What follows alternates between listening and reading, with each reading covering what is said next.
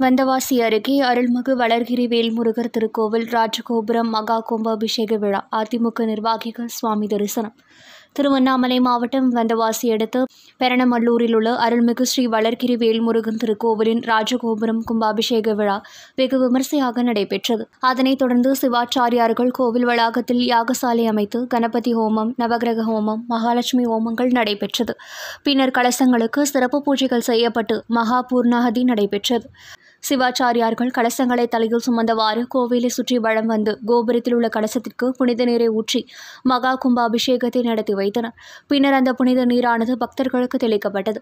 அதனைத் தொடர்ந்து வளர்கிரி வேல்முருகருக்கு சிறப்பு அபிஷேகங்கள், ஆராதனைகள் நடைபெற்றது. பின்னர் மங்கள மேள வாத்தியங்கள் முழங்க மகா தீபாராதனை காண்பிக்கப்பட்டது.